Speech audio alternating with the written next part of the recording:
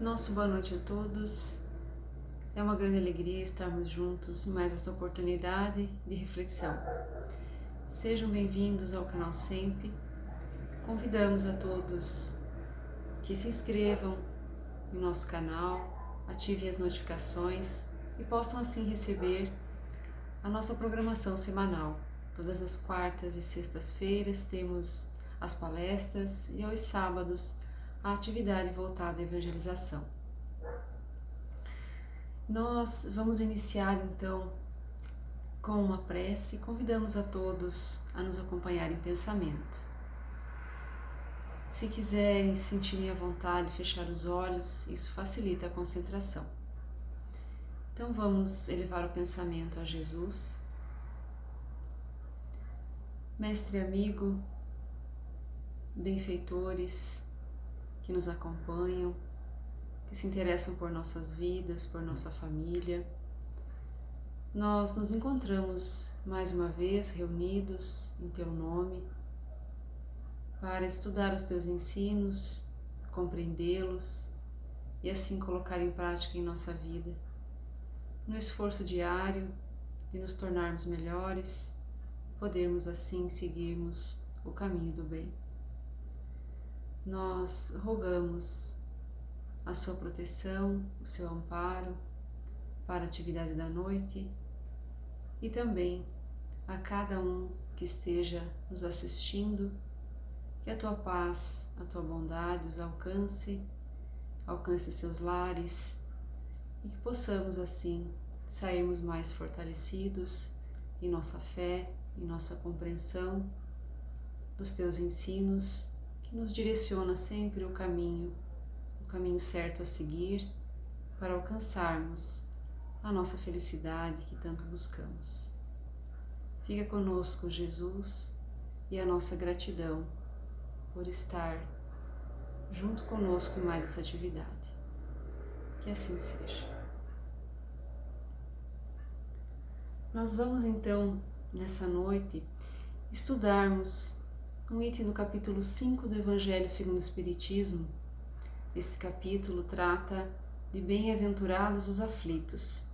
E nós vamos então refletir sobre o tema provas voluntárias, o verdadeiro cilício. Antes de adentrarmos no tema, nós gostaríamos de contextualizar um pouco a respeito do que são provas, o que são expiações. E nós buscamos lá no livro Céu e Inferno um conceito trazido por Kardec, onde ele nos explica que a reencarnação é um dos princípios da doutrina espírita e ela é tão necessária à evolução de todos nós, pois uma só existência corpórea é claramente insuficiente para que o espírito possa adquirir todo o bem que lhe falta e se desfazer de todo o mal que traz em si. Então, se pensarmos nesta afirmativa dos espíritos através de Kardec, nós vamos entender que é impossível, numa existência apenas, numa vida apenas, alcançarmos a perfeição, salvo se acharmos que estamos próximo a isso. Realmente, se nós analisarmos a nós mesmos, compreendemos o quanto ainda temos que aprender, o quanto ainda temos que evoluir. Então, precisamos de várias oportunidades e a bondade de Deus nos dá essa chance de renascermos, de fazermos novamente o caminho, de resgatarmos os débitos passados e de construirmos um futuro melhor através da evolução constante. E para nos auxiliar, Deus nos concede o livre-arbítrio. Então, lá no Livro dos Espíritos, na questão 843, novamente Kardec nos traz que o homem tem liberdade de pensar e tem também a liberdade de agir.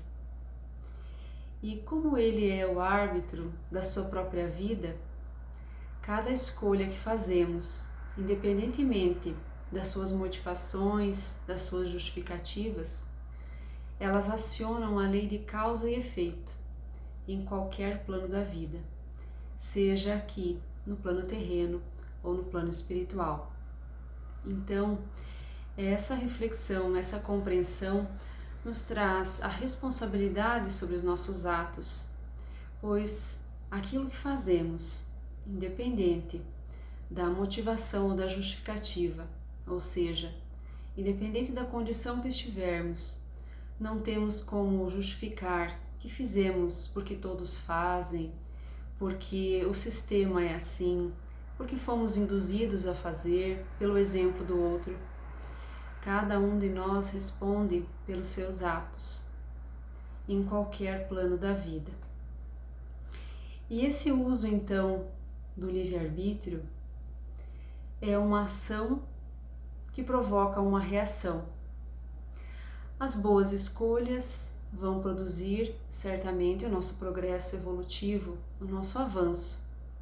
Mas as escolhas infelizes, elas geram, então, as provas e as expiações, que também se configuram num mecanismo evolutivo, trazido por Deus como uma oportunidade.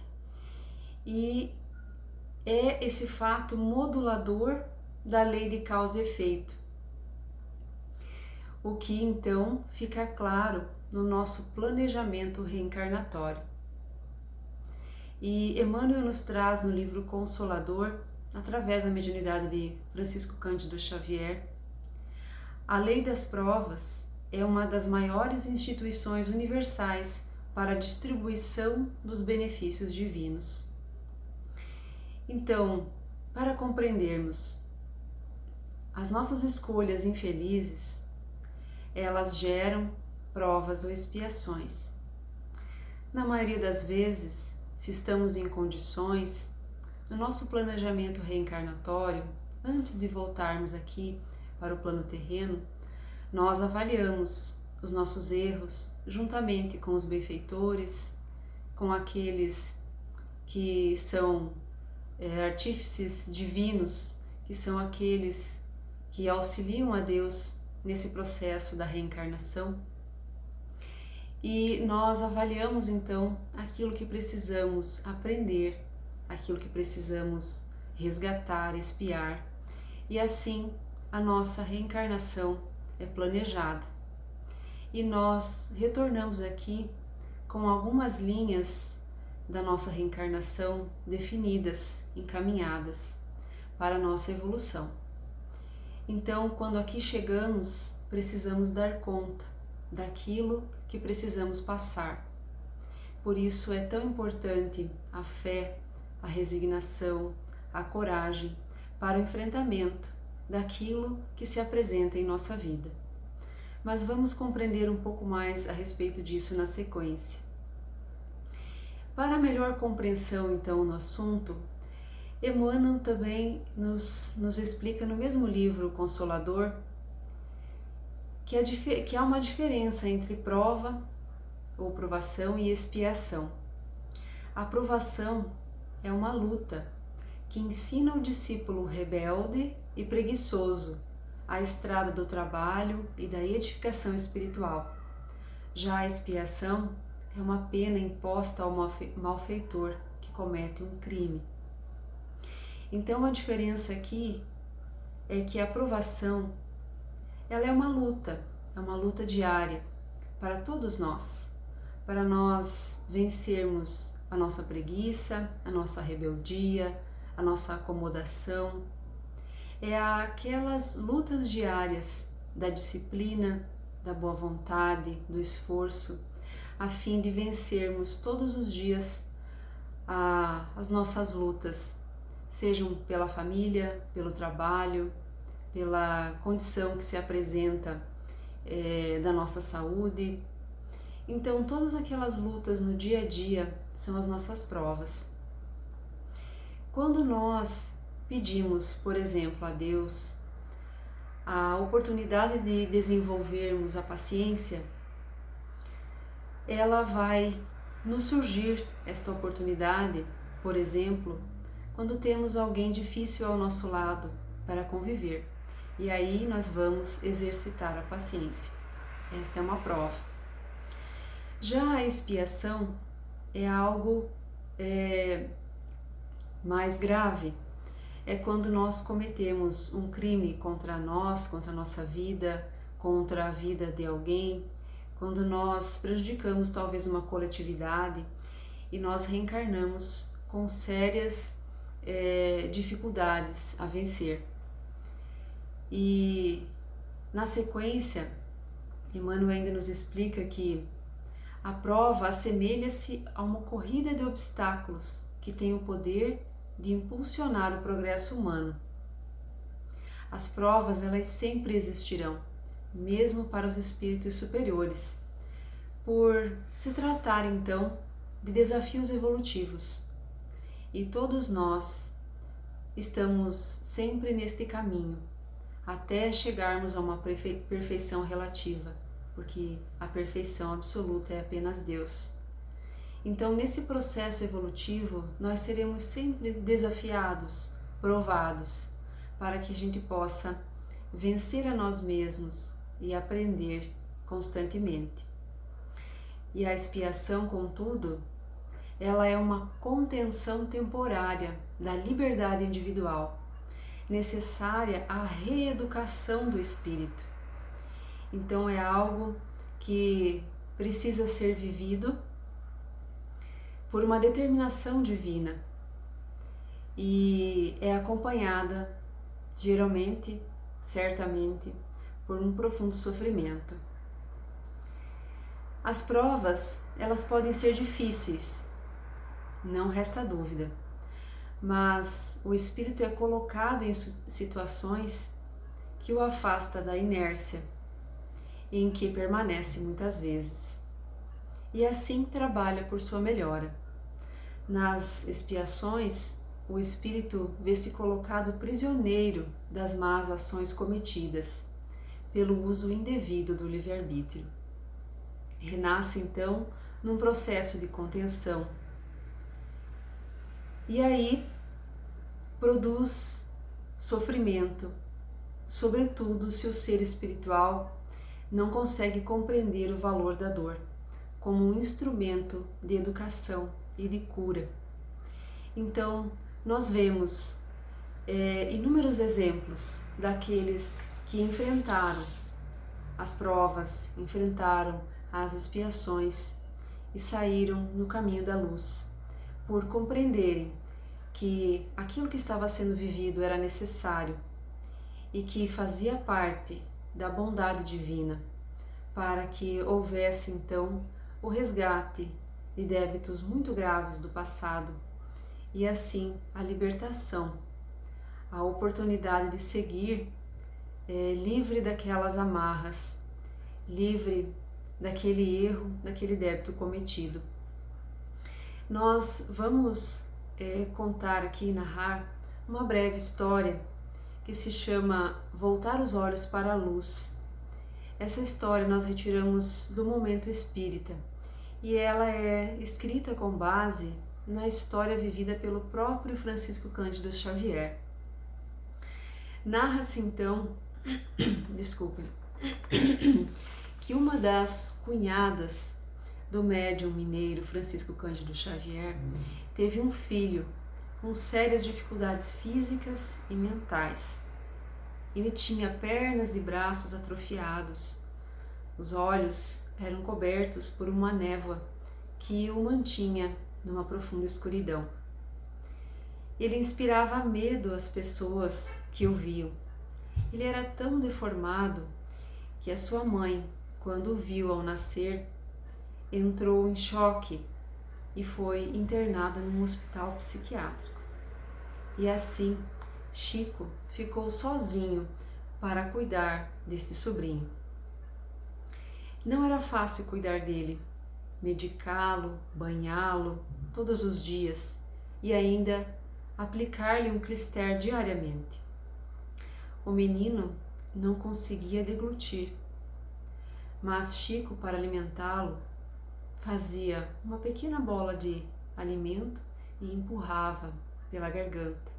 Então imaginemos o sofrimento desta alma que estava ali presa ao corpo e a dedicação, a abnegação do Chico ao cuidá-lo.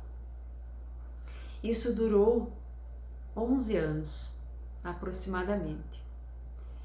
Quando o sobrinho piorava, Chico orava por ele, pois já tinha um amor como se fosse um filho. Um dia, porém, o Espírito Emmanuel lhe disse: ele só vai desencarnar quando o pulmão começar a desenvolver-se e não encontrar espaço. Aí então qualquer resfriado pode transformar-se numa pneumonia grave. Quando ele estava próximo aos 12 anos, ele foi acometido por uma gripe e começou então a definhar. Na hora da desencarnação, seus olhos voltaram a enxergar e ele olhou profundamente para o Chico e procurou traduzir ali toda a sua gratidão naquele olhar. Emmanuel, presente também, emocionado, disse: graças a Deus. É a primeira vez, depois de 150 anos, que seus olhos voltam para a luz.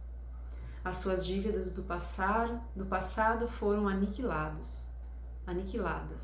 Louvado seja Jesus.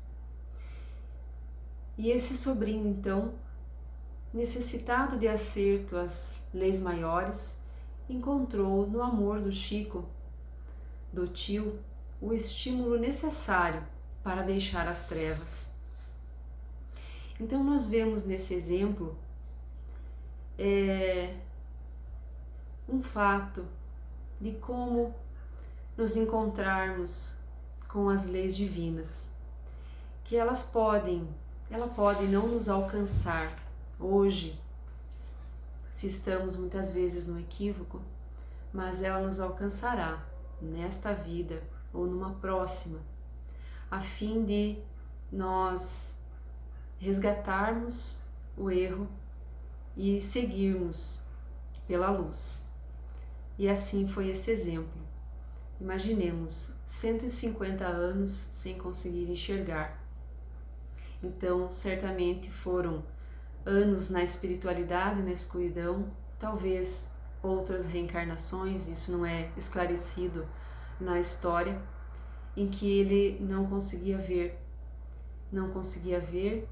para talvez uma proteção a si mesmo e não cair no equívoco novamente. Mas quando nos chega a expiação, nos explica a doutrina espírita que estamos próximos da libertação. E lá no livro O Céu e o Inferno, novamente, Kardec nos diz que o elemento-chave para liberar o espírito das provações dolorosas são as expiações.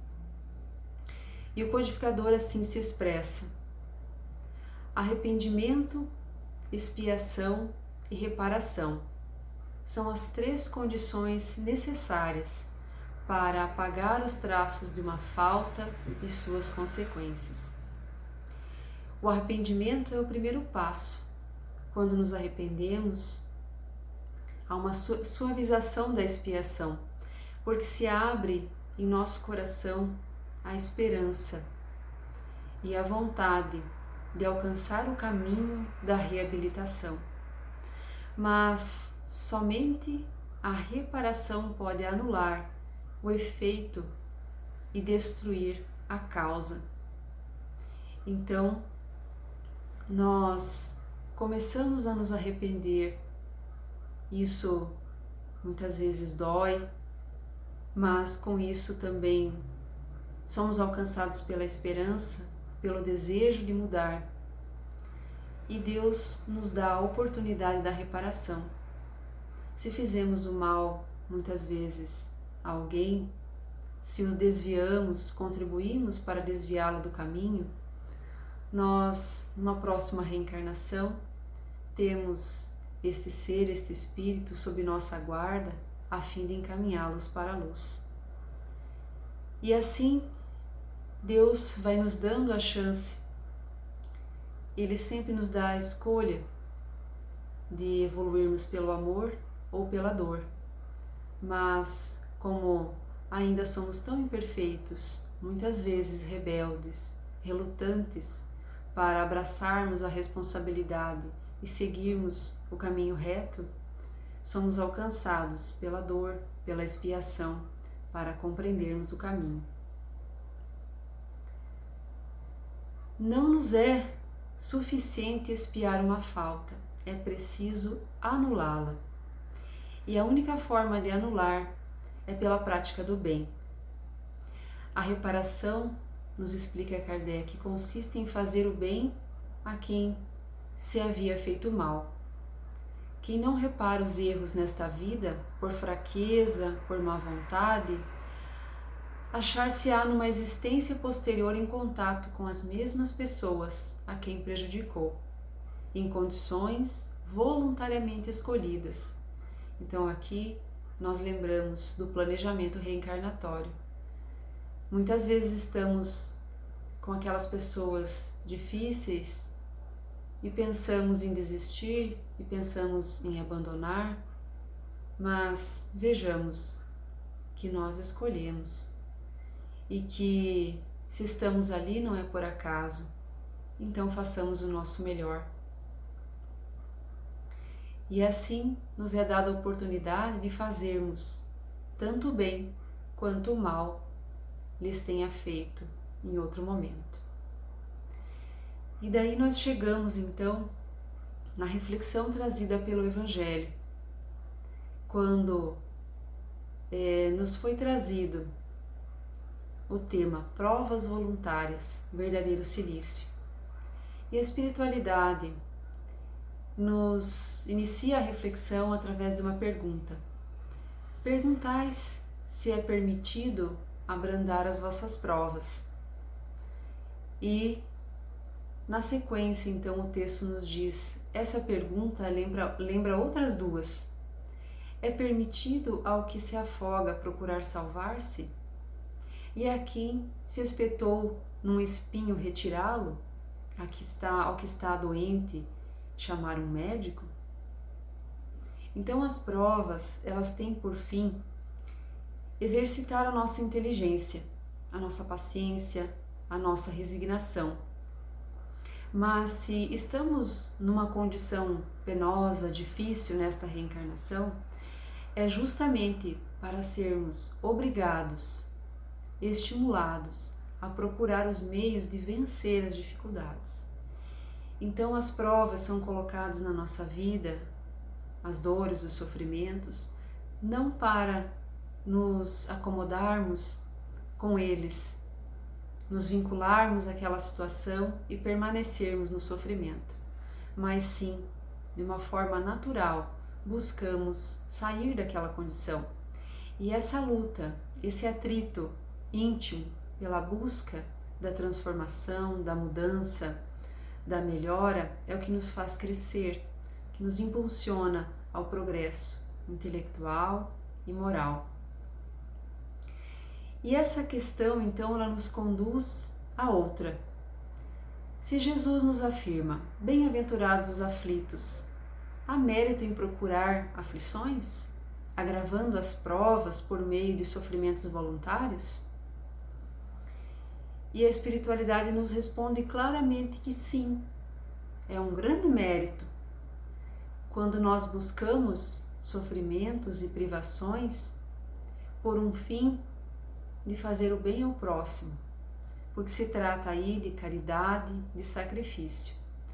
Mas absolutamente não quando só tem por fim o nosso bem próprio, porque daí nós caímos no egoísmo e no fanatismo. Então, quando nós expomos a nossa vida, o nosso corpo, a algum tipo de flagelo, a algum tipo de cilício, pensando em nós mesmos, isso é infringir as leis de Deus. Mas se fizermos isso pensando no bem do próximo, isso é bem visto por Deus. Então há uma grande distinção a fazer. Quando nós nos contentamos com as provas que Deus nos manda,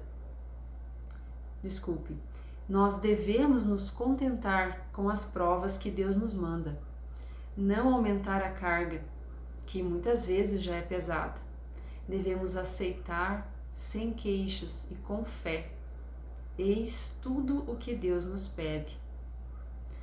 Não devemos enfraquecer o nosso corpo com privações inúteis, macerações sem propósito, porque precisamos do nosso corpo com toda a energia, com toda a força, para cumprirmos a nossa missão de trabalho na Terra. E essa missão é algo que não é algo que está longe. Qual será a minha missão no mundo? A minha missão é estar ali com a minha família, trabalhando, fazendo o bem, no meu trabalho, na sociedade onde eu estou. A minha missão é ser atuante e realizar o bem que estiver ao meu alcance, aonde eu estou. Por isso eu preciso de um corpo saudável, de uma mente saudável, a fim de direcionarmos a nossa energia e a nossa força para realizar coisas em prol do bem para nós mesmos, do bem para o próximo, no sentido de vivenciarmos o grande mandamento deixado pelo Cristo: amar a Deus sobre todas as coisas e ao próximo como a nós mesmos.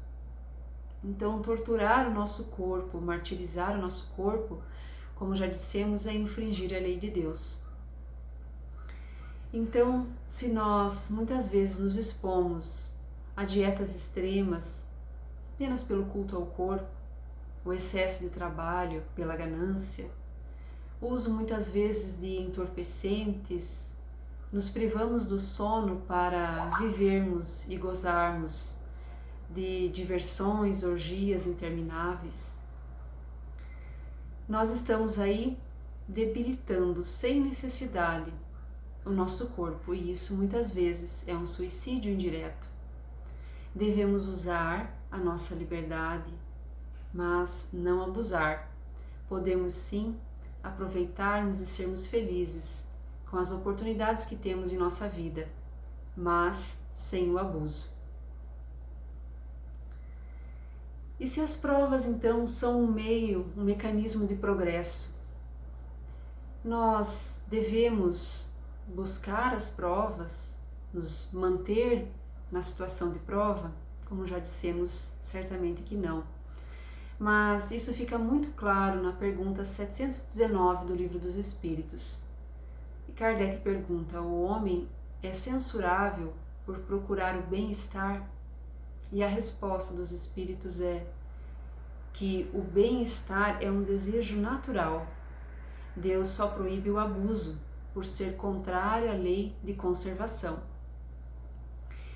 Se esse não for conquistado, se esse bem-estar não for conquistado em detrimento do outro, sem enfraquecer as nossas forças morais, as nossas forças físicas, nós podemos sim buscar com tranquilidade, com paz de consciência, o bem-estar, o conforto, a alegria, o lazer, tudo sem o abuso. Nós nascemos para sermos felizes e precisamos aprender a suportar nossas provas, as nossas expiações, com obediência a Deus e com resignação, com aceitação do coração, compreendendo que aquilo é algo que vai passar. Se estamos vivendo um sofrimento, uma dificuldade, ele não vai durar para sempre. E vamos sair desse sofrimento, dessa situação vivida, se enfrentarmos com coragem, sem rebeldia, muito melhores, com muito mais fé em Deus, muito mais próximos da luz, se assim conseguirmos viver de forma resignada aquilo que nos compete viver no momento.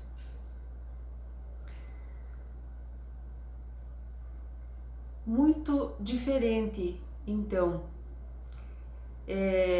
de nós nos privarmos e nos expormos a um sofrimento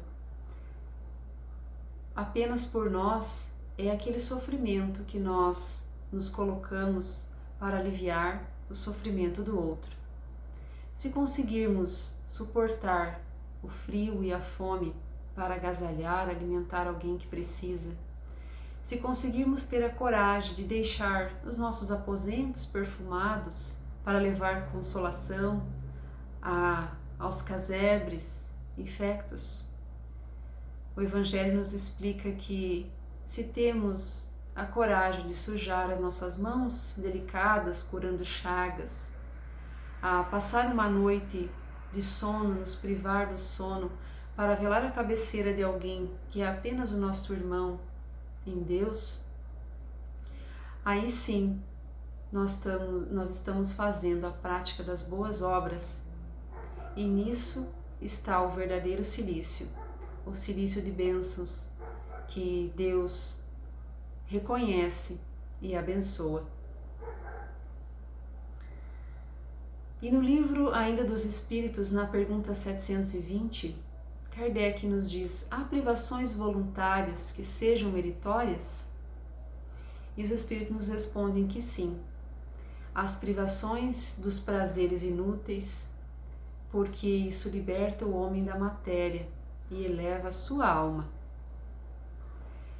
Resistir à tentação que nos convida aos excessos, ao gozo de coisas inúteis.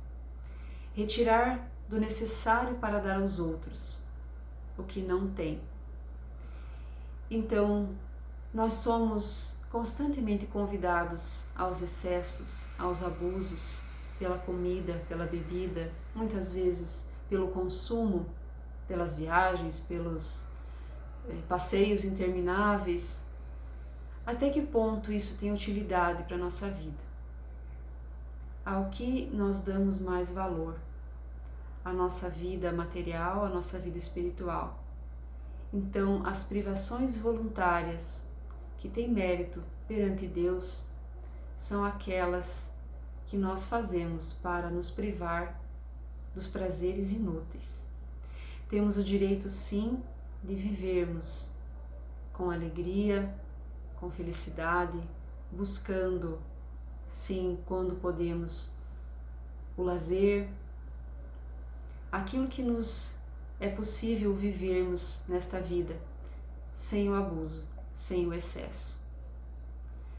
E para finalizarmos, nós trouxemos uma frase de Joana de Ângeles, uma reflexão de Joana de Ângeles através da mediunidade de Divaldo Pereira Franco, onde ela nos diz que a felicidade não são coisas, é um estado interno, uma emoção. Quem avança monte acima, pisa pedregulhos que ferem os pés, que são as nossas provas, mas também flores miúdas e verdejantes na relva, que teimam em nascer ali, colocando beleza no chão. Então nós podemos olhar à nossa volta que mesmo se estamos vivendo um momento de dificuldade e de dor, existe sim a beleza, existe o amor, existe o bem, e nós podemos olhar e agradecer. Temos o dever de sempre nos reconhecer privilegiados pela vida, pela saúde, por enxergarmos, por respirarmos, por conseguirmos pensar. Teremos sempre algo a agradecer. Então, Joana de Ângeles nos recomenda: reúne essas florzinhas em um ramalhete, toma das pedras pequeninas e faze um colar, e descobrirás que para a criatura ser feliz, basta amar e saber discernir nas coisas e nos sucessos da marcha a vontade de Deus e as necessidades para a nossa evolução. Então, tudo que vivenciamos tem uma razão para o aprendizado, para o crescimento. E nós podemos seguir enxergando as flores e juntando as pedras para fazermos um colar, como diz Joana de Ângeles.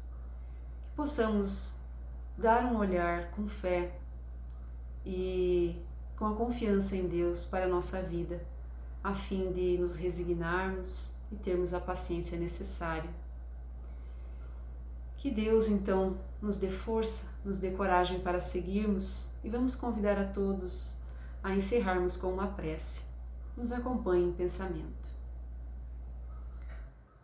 Nosso amigo Jesus, benfeitores, a nossa gratidão pela lucidez dos ensinos que nos esclarecem a consciência, que nos consolam o coração, que nos fortalecem para o caminho. Que possa, Jesus amigo, estar conosco, que nós possamos estar contigo, através da vivência do amor, do bem, da busca constante da melhora, da transformação. E que se nós nos desviarmos do caminho, rogamos, não nos deixe sair longe, nos chama de volta ao teu rebanho, para que possamos seguir juntos para a verdadeira felicidade, para a paz. Abençoa, Jesus, a cada um de nós, as nossas famílias, nos protege, nos fortalece e alcança a todos nesse mundo que vivemos este momento de prova, que possamos ser fortalecidos e sairmos melhores desse momento vivido. Que assim seja. A nossa gratidão, amigos, pela presença. Que Deus nos acompanhe. Tenham todos uma boa noite.